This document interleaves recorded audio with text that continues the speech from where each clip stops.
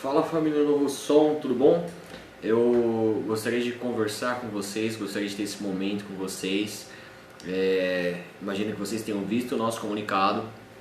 Nós não estaremos realizando os nossos cultos por esses próximos 15 dias, mas eu gostaria de ter uma palavra rápida com vocês, ter esse momento de comunhão, realizarmos nosso culto de forma online, mas ainda assim realizamos nosso culto.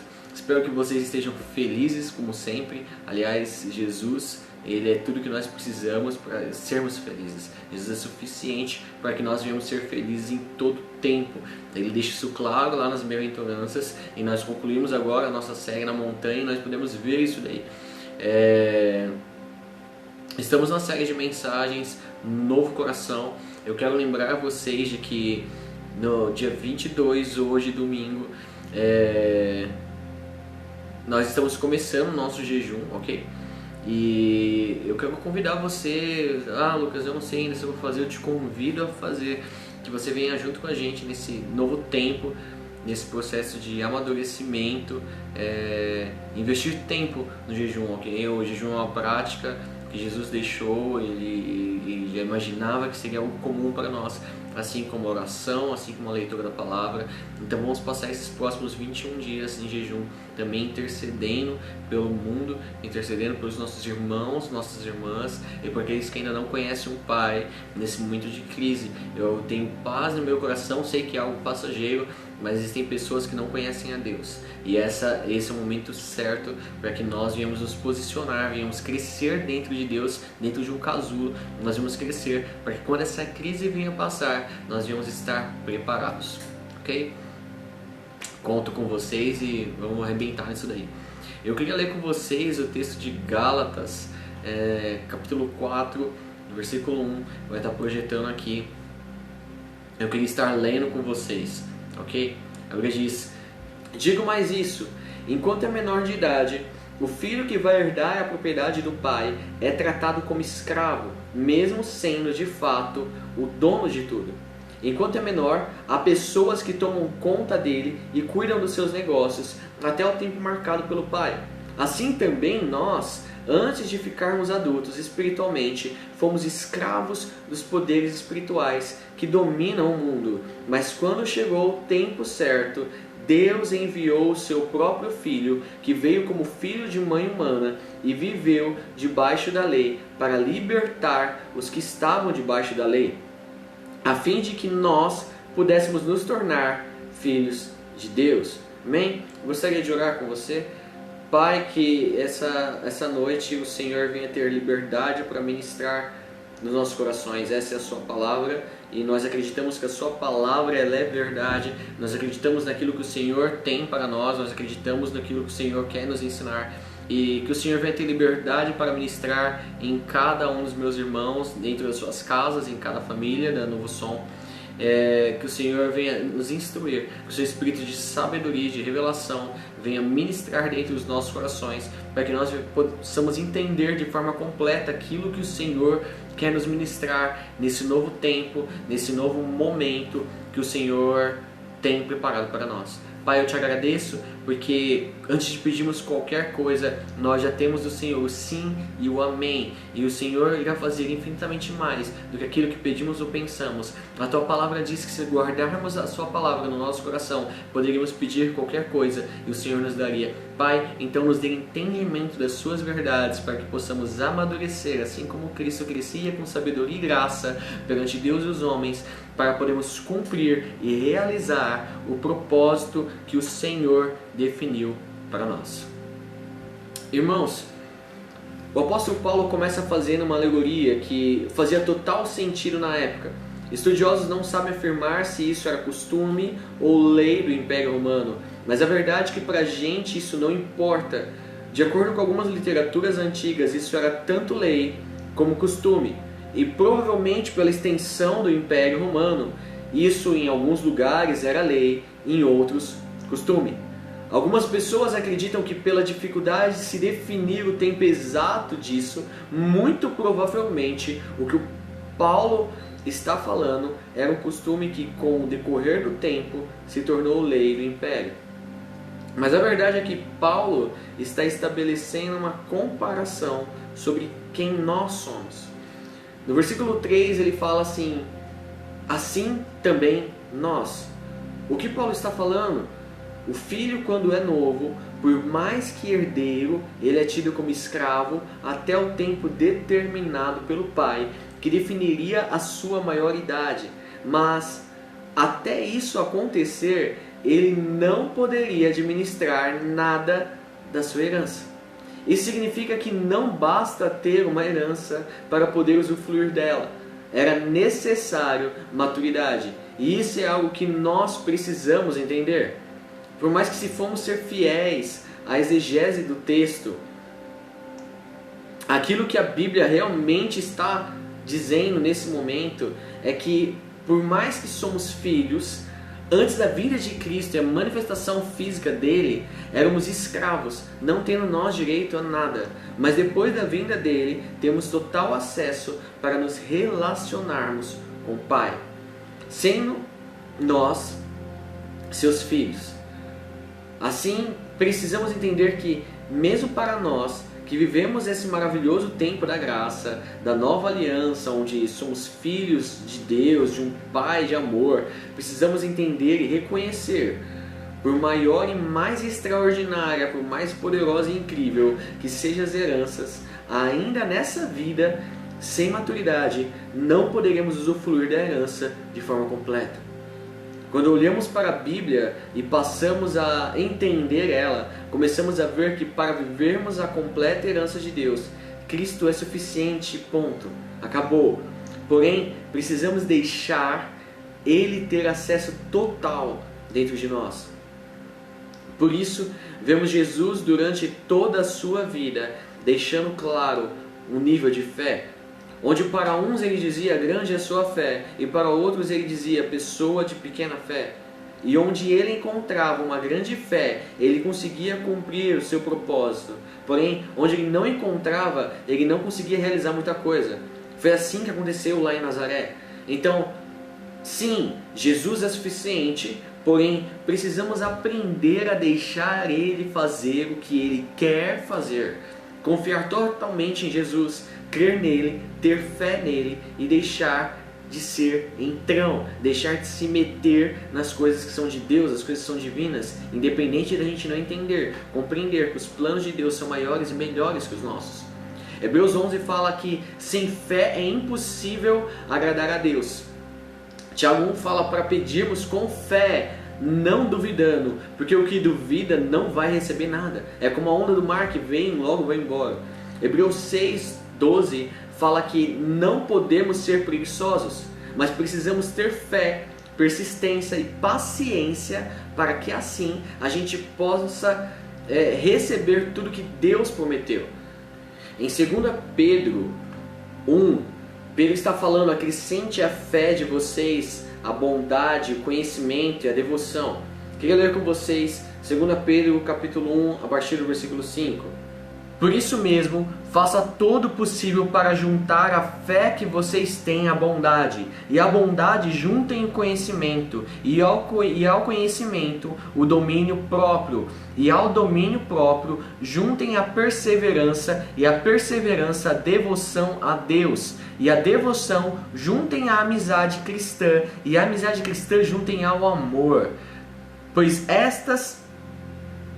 são essas as qualidades que vocês precisam ter. Se vocês as tiverem e fizerem com que elas aumentem, serão cada vez mais ativos e produzirão muita coisa boa como resultado do conhecimento que vocês têm do nosso Senhor Jesus Cristo. Mas quem não tem essas coisas é como um cego ou como alguém que enxerga pouco e esqueceu que foi purificado dos seus pecados.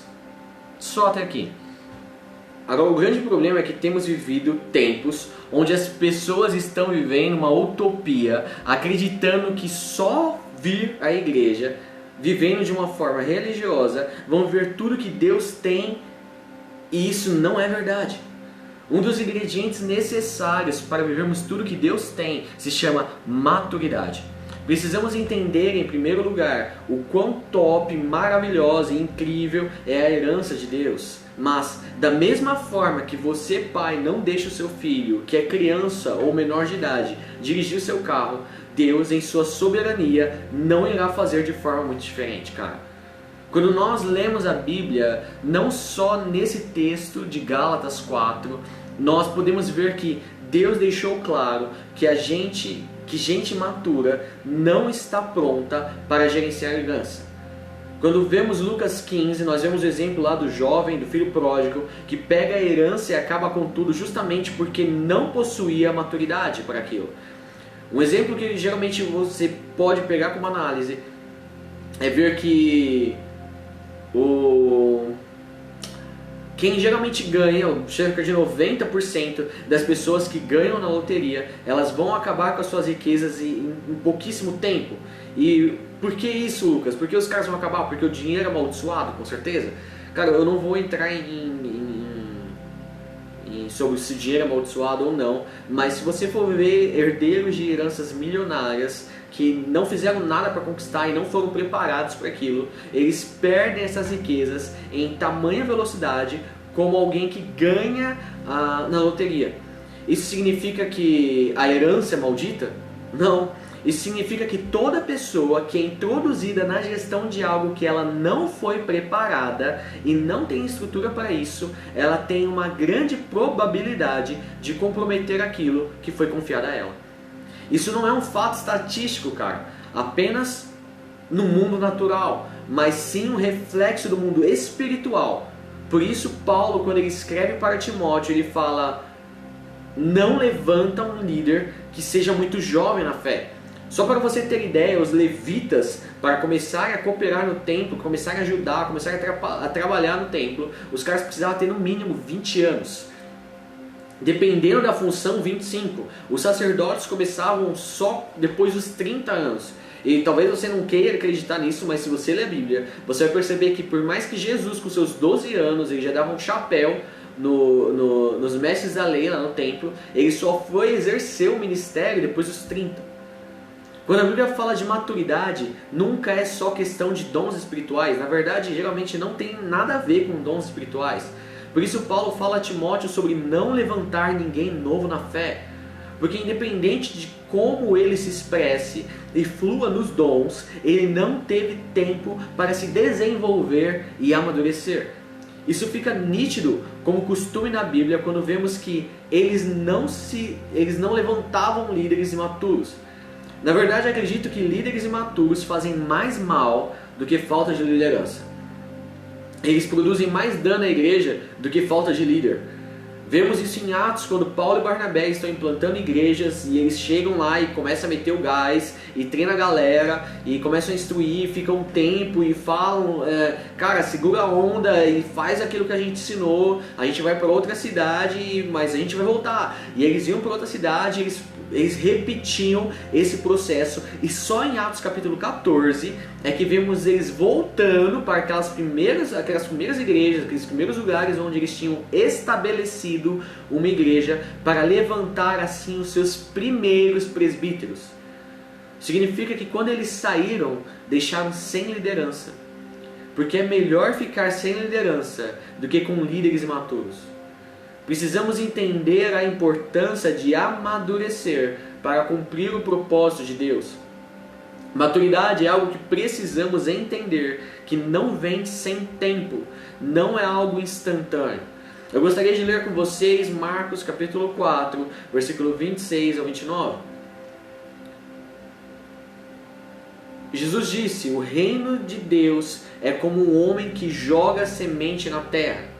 Quer ele esteja acordado, quer esteja dormindo, ela brota e cresce sem ele saber como isso acontece.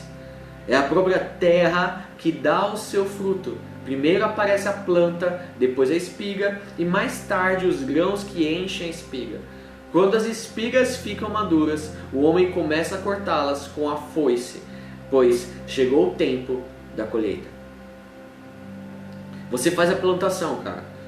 Vem a planta primeiro, depois vai surgir as espigas, depois as sementes e por fim os grãos que enchem as espigas.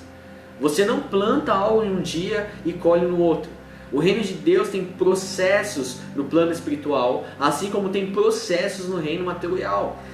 Maturidade é extremamente importante dentro do reino. Porém, não é instantânea e você precisa entender isso. Não é algo que irá acontecer sem tempo.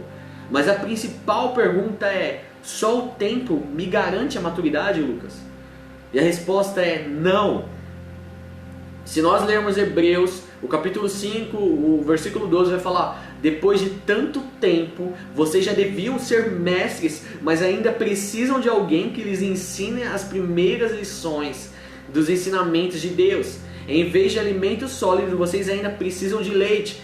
Em outras palavras, o que o autor está dizendo, ele está dizendo: cara, você já tem tempo de vida na igreja, que já era para você estar ensinando, mas além de você não estar ensinando, nem aprendendo vocês estão. Toda hora a gente tem que voltar a ensinar você sobre o beabá da fé. Então só tempo garante? Não, tempo não garante. Para se viver a maturidade, precisamos entender a importância da soma de tempo e processos, e vocação e dedicação ao que se foi chamado. Ah, mas Jesus não é suficiente? Sim, Ele é mais do que suficiente para te salvar e realizar o propósito dele através de você. Mas você precisa aprender a deixar Ele ser Deus através da sua vida. Você precisa aprender a sair da frente do propósito de Deus, do propósito de Jesus através de você. Porque enquanto você ficar na frente, Jesus ele é educado e Ele não vai te atropelar. Porque se você não disciplinar a sua carne, a sua vontade, Ele não pode fazer nada. Se você está mais interessado em viver do seu jeito do que viver do jeito de Deus, na verdade, tudo que você está fazendo é voltar à vida do velho homem. Tem Deus com você todos os dias. Ele te faz ser igual a Ele, mas ainda assim você prefere a sua opinião e ser Deus sobre si mesmo. Isso é a atitude de Adão. É muito interessante porque hoje a nossa cultura é o que os pais podem fazer por nós, filhos. E cara, perfeito isso, legal. Mas estamos um tempo todo olhando para o Pai, esperando o que Ele pode nos dar. E acredite, Ele irá suprir as suas necessidades, a Bíblia deixa isso claro, mas acontece que na Bíblia, geralmente a identidade de filho não é de alguém que só fica parado esperando o que o pai pode fazer por ele, mas sim de alguém que está lá para auxiliar a cumprir o propósito da família. Salmo 127 fala que mais do que felizes, a expressão que também pode ser taxada como bem-aventurados, aqueles que enchem suas aljavas de flecha. Essas flechas estão falando dos filhos. E o texto fala, não será derrotado quando tratar com os inimigos à porta.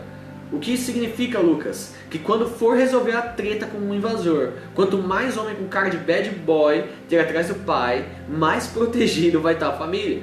Quanto mais homem com cara de bravo, quanto mais filhos maduros tiver atrás do pai, mais protegida vai estar aquela casa. A bênção dos filhos sempre era o que os filhos fariam pela família, e não o que a família faria pelos filhos. Ninguém deixava de ter filhos porque filhos eram um problema, porque filhos era a certeza de que toda a família superaria o problema. Porém, a ordem de pensar família está completamente mudando dos padrões bíblicos. E por mais que pareça que estou falando de homem e mulher, eu não estou. Mas sim de Cristo e a igreja. Mas sim da forma que nós devemos nos portar como igreja. Ah, Lucas, mas esse é o pensamento da velha aliança. Em Cristo somos totalmente dependentes do Pai. Ainda assim, quem resolveu o problema da humanidade com o Pai foi o Filho. Ah, Lucas, mas como você disse, Jesus já resolveu. Acabou. Verdade. Jesus disse, eu venci o mundo. Mas em outro texto ele está dizendo, quem quiser vir após mim, negue-se a si mesmo, tome a sua cruz e siga-me. Entenda, Jesus não está falando sobre você ser crucificado. Jesus não está falando sobre você morrer. Jesus está falando sobre você viver um propósito.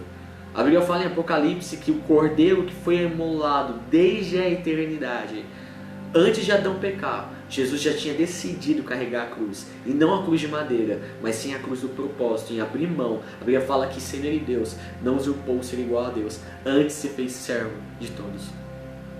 Isso ele já tinha decidido desde a eternidade.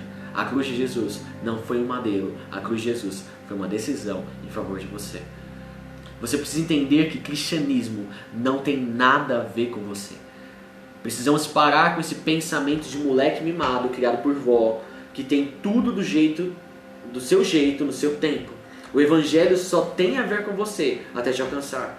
Depois disso tem tudo a ver com o próximo. O propósito do Pai para Cristo é o mesmo propósito do Pai para você. Filhos que expressam a perfeita vontade que Ele tem. E a perfeita vontade do Pai é que até o último homem ninguém se perca, custe o que custar. O propósito eterno do Pai é uma família de muitos filhos semelhantes a Jesus. E essa é a nossa missão de alcançarmos aqui na Terra. Mas como Caim, muitas vezes nós continuamos perguntando: o que eu tenho a ver com meu irmão? Sendo nossa obrigação morrer por eles, ainda preferimos matá-los.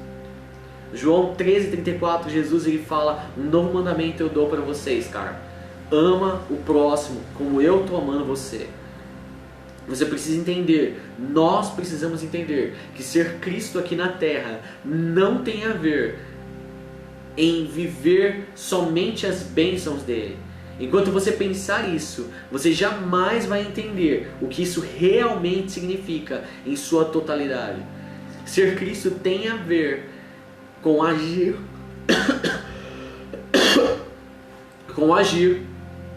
exatamente como Cristo agiria. E isso só acontece quando usamos nosso tempo para aperfeiçoar a nossa vocação. E só aperfeiçoamos nossa vocação investindo no relacionamento com Ele. Não é sobre a gente, é sobre o próximo. Acontece que hoje temos muitas pessoas que cresceram sem saber o que é correção ou confronto. Mas Deus não vai se dobrar à sua imatura utopia espiritual. Ele vai continuar agindo como Ele disse que faria em Hebreus e corrigir aqueles a quem Ele ama. Agora me entenda com sabedoria. Se você não ouve a correção e a instrução de Deus, você é qualquer coisa menos filho de Deus. Deus não se importa se seus pais não te colocaram limites, ou sei lá o que você tem em mente. Ele vai te fazer esperar, Ele vai te ensinar, Ele vai te corrigir, Ele vai te fazer passar por processos. Você precisa entender que os processos têm um papel fundamental no nosso crescimento e na nossa maturidade. Mas muitas vezes, por não vivermos os processos da dimensão natural, não queremos viver os processos nas dimensões espirituais. Quando nós lemos a Bíblia, nós vemos muita informação a respeito dos processos. Até mesmo a história de Cristo, que é extremamente resumida. Lucas se deu o trabalho de deixar claro, no capítulo 2, que Jesus crescia com sabedoria e graça perante Deus e os homens. Em outras palavras, ele passou pelos processos necessários, tanto no mundo natural como no mundo espiritual. Quando você olha a história de Jesus, sendo ele Deus, poderia ter vindo de forma humana já madura, mas sendo Deus Pai, ele queria ensinar através de Jesus, através de Cristo, nós que somos seus filhos, que todos precisamos passar por processos.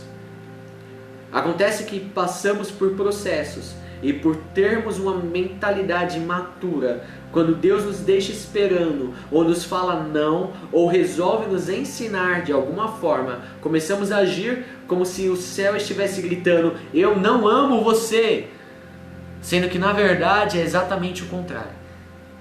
Tudo que Deus sempre fez e faz é por amor a você, mas Ele, como Pai, sabe que se você não amadurecer, você jamais vai poder viver os prazeres da vida adulta que Ele preparou para você. E entenda, estou falando de uma vida espiritual, ok? De uma maturidade espiritual. Você não pode julgar um time por um jogo. Você precisa aprender a concordar com a Bíblia. E quem é Deus segundo a Bíblia? Qual é o histórico dele como pai? Alguém que amou tanto, alguém que te amou tanto, que deu seu único filho para você poder viver hoje. Isso está lá em João 3,16. Um cara desse não vai te abandonar. Mas não podemos esquecer que em 1 João 3,16 o legado de Cristo continua, mas agora em você, onde agora você dá a sua vida por amor ao próximo. Mas essa geração que não está acostumada com processos, quando Deus começa a nos levar para eles por um motivo maior, rapidinho a gente espana, rapidinho a gente fica zoado, a gente é cabeçudo, a gente é burro e não entende que Deus nos ama. Porque a linguagem de quem não sabe passar por processos e que qualquer coisa que seja contra a opinião dele é falta de amor. Quando geralmente é o contrário. Então, não conseguimos entender textos como lá em 1 Tiago capítulo 1, no comecinho, quando ele está falando: meus irmãos, sintam-se felizes quando vocês passarem por todo tipo de aflição, pois vocês sabem que quando a sua fé vence essas provações, ela produz perseverança. E essa perseverança seja perfeita a fim de que vocês sejam maduros e corretos, não falhando em nada. Mas a falta dos processos não nos permite ver um Deus que trabalha com processos. Se queremos ver a grandeza e a plenitude de Deus, nós temos que crescer. Romanos 12:2 fala: cara, não se conforma com os padrões desse mundo, mas transformar-vos pela renovação da sua mente, pela renovação da vossa mente, se entregando como um sacrifício vivo. Esse é o louvor, essa é a verdadeira adoração que Deus espera. Nós precisamos entender que existe algo muito além do que a nossa imaturidade. Se queremos crescer, precisamos não só de tempo, mas de processos. E Deus é perito nisso. Estou querendo trazer aqui para você, resgatar algo, que é a maneira de Deus de tratar conosco. Sim, o amor incondicional do Pai, que é maior do que o de uma mãe. Ele possui isso, Ele te ama incondicionalmente, mas a firmeza dele não diminui o tanto que Ele te ama. Então, se Ele pegar pesado com você, se você vê, eu acho que eu estou passando por um processo de Deus, entenda quem é Deus. Não estou falando que Ele vai fazer você passar por dificuldades, não é isso, mas Ele vai te esticar, Ele vai querer te fazer amadurecer. Você pede sabedoria a Deus, Deus vai te colocar em situações onde você vai precisar exercer sabedoria. Você pede paciência a Deus, Deus vai te colocar em situações onde você vai precisar ter paciência. Não estou falando de algo que vocês precisam passar sozinhos, estou falando de algo que eu passei e tenho passado. Mas hoje eu olho para os processos e tudo que tenho para fazer é dizer: Pai, obrigado. Pai, muito obrigado. O que precisamos entender é que a fé se apoia no caráter de Deus. Quando Jó é questionado por sua esposa, o posicionamento de Jó foi: você tá doida, você tá maluca. Deus é digno de confiança e nós podemos nos abandonar aos cuidados dele. Meu desejo é que nessa noite, nesse momento, que talvez seja para muitos momentos de desespero, nós devemos entender que muito provavelmente Deus está permitindo que o mundo passe por isso, porque precisamos entender que precisamos amadurecer. Precisamos amadurecer em Deus. Então que nesse momento, que hoje, que nesses dias, nós venhamos estar orando e venhamos estar permitindo Deus nos esticar. Venhamos estar permitindo Deus nos fortalecer. Assim como uma lagarta entra num casulo, que quando esse momento acabar, quando essa quarentena acabar, nós venhamos sair totalmente transformados, um novo modelo, um novo padrão, totalmente transformados à perfeita imagem de Jesus. Essa é a minha expectativa, esse é o meu anseio e eu creio que esse seja o seu também. Eu gostaria de orar com você. Existem coisas que nós geralmente prendemos, existem coisas que nós geralmente acumulamos, existem conceitos que nós guardamos, existem coisas que nós investimos o nosso tempo, a nossa opinião, mas existem coisas que vão além daquilo que nós pensamos e achamos. Então nesse momento eu queria que você fechasse seus olhos, eu queria orar com você. Pai, estamos vivendo um momento de crise no nosso planeta, estamos vivendo um momento de crise na terra que o Senhor nos deu como herança. Pai, o Senhor conhece os nossos corações, o Senhor conhece o coração de cada filho, de cada filha, o Senhor conhece as nossas preocupações. Mas Pai, nesse momento, nessa noite, nós queremos aos seus pés abrir mão de tudo. Nós queremos aos seus pés abrir mão dos nossos conceitos. Nós queremos aos seus pés abrir mão da nossa utopia. Queremos aos seus pés abrir mão da nossa religiosidade e dos nossos conceitos. Pai, realiza a tua vontade.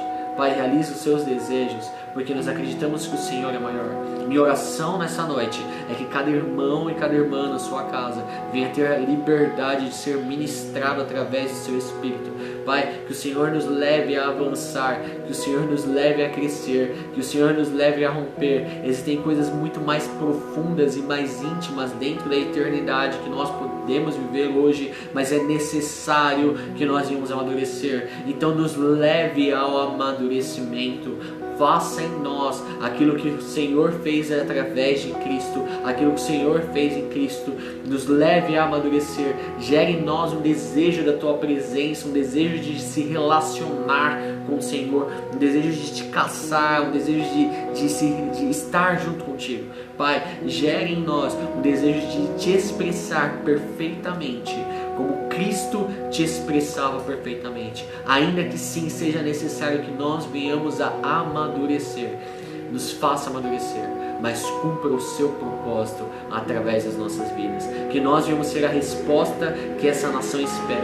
A tua palavra diz que a criação ainda aguarda a manifestação dos filhos, porque Cristo resolveu o nosso problema na cruz, mas ainda existe uma criação que ainda está dependente da tua graça, dependente do teu favor. Pai, que nós venhamos ser a resposta, que nós venhamos ser a solução, que cada irmão, que cada irmã, onde ele estiver, ele venha ser a solução, que nós venhamos ser a resposta para essa terra, para essa criação, a resposta que eles tanto aguardam, com tanta ansiedade.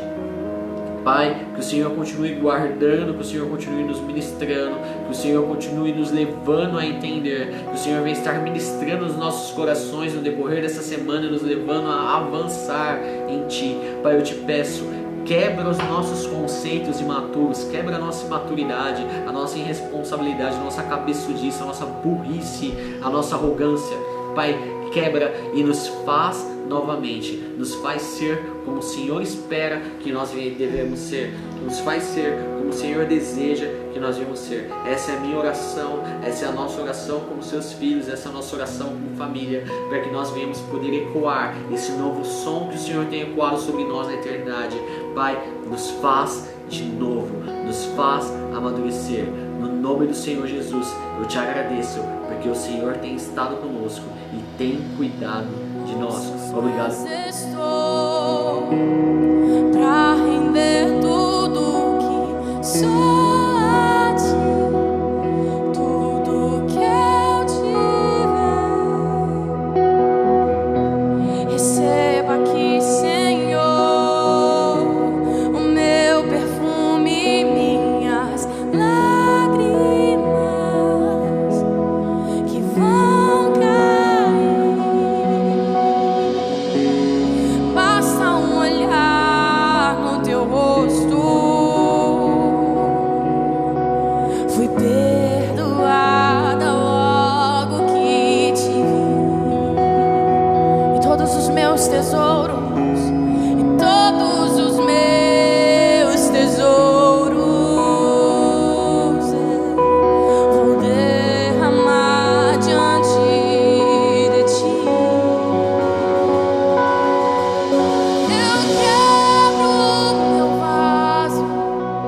Eu quebro o meu vaso aos Teus pés do meu amado.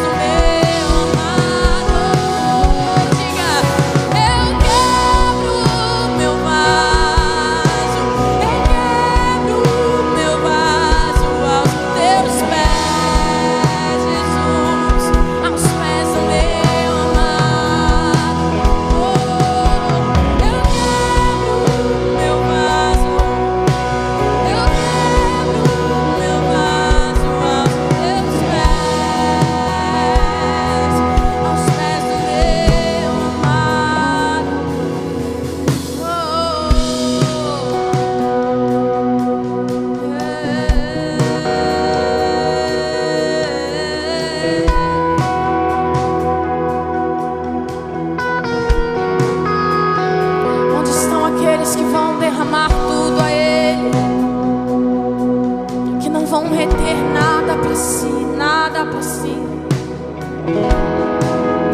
Nenhuma só gota do perfume. Eu derramo tudo diante de ti. Eu derramo tudo diante de ti. Todo o meu futuro diante de ti. Quando aquela mulher quebrou o vaso aos pés de Jesus, os homens que estavam ali comentavam entre si: nossa, que desperdício. Um perfume tão caro, um perfume que equivalia a 1 ano de trabalho. Nossa, mas ela jogou 1 ano da sua vida fora. Pra que fazer isso? Isso vale muito para ser jogado fora, sim, aos pés de Jesus. Sabe, talvez as pessoas ao seu redor não vão entender a sua adoração, não vão entender a sua renúncia, não vão entender o seu amor. Não espere que eles entendam, não espere que compreendam a sua devoção a Ele. Mas Ele é digno, sim. Ele é digno, sim. E não importa o preço do perfume derramado, a tua presença vale mais. A tua presença vale mais. Você pode dizer isso?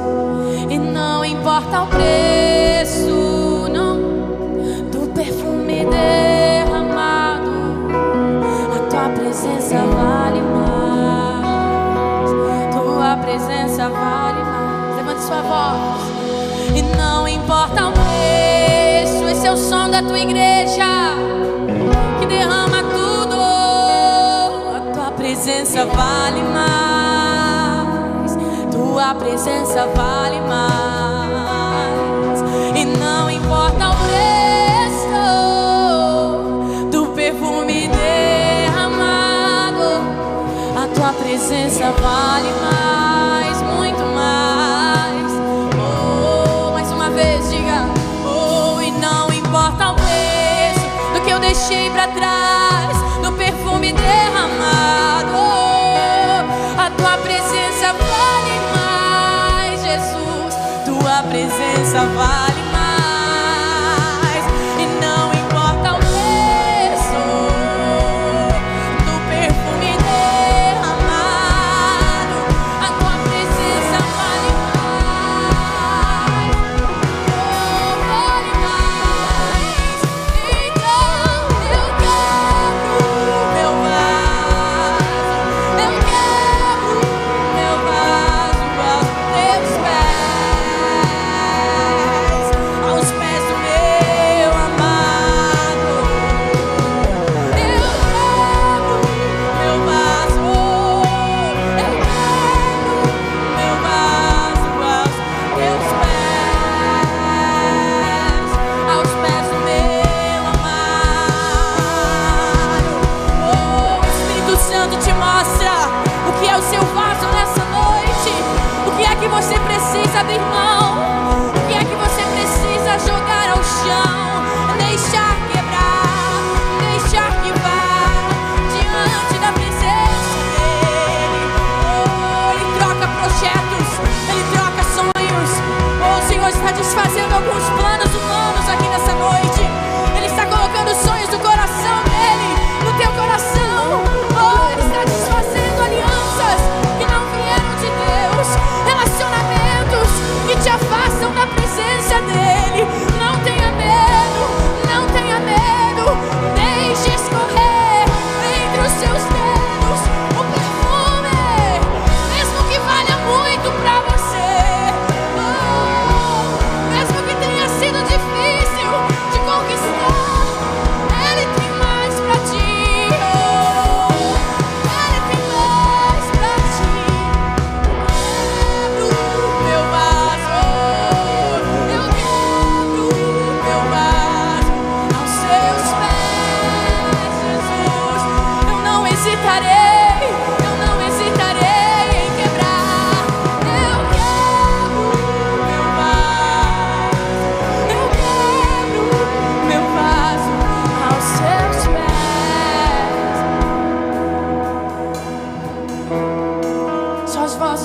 isso, eu quebro meu vaso, eu quebro meu vaso.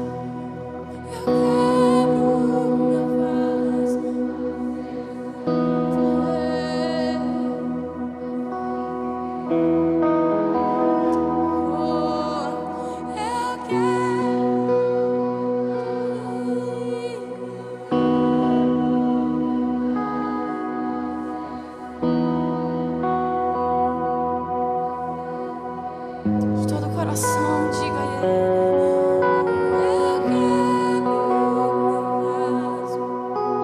Eu quebro meu vaso aos teus pés, aos pés do meu amor.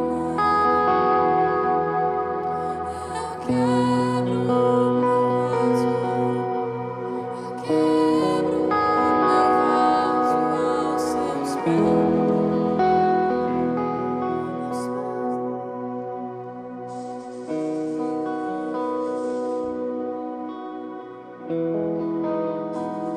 Família, eu peço que vocês continuem nesse espírito de oração, continuem orando com suas famílias, continuem realizando os connects na sua casa com a sua família, continuem ministrando sobre eles, no coração deles, continue edificando a sua casa, e assim que possível estaremos nos comunicando novamente. Domingo que vem tem mais, estaremos juntos aqui online ainda, ok? E na próxima semana, sem ser no domingo que vem, provavelmente na quarta ou na quinta-feira, estaremos lançando o nosso comunicado. Eu conto com vocês e vamos estar juntos nessa, amém? Qualquer coisa, só chamar, é nóis. Beijo, família, falou!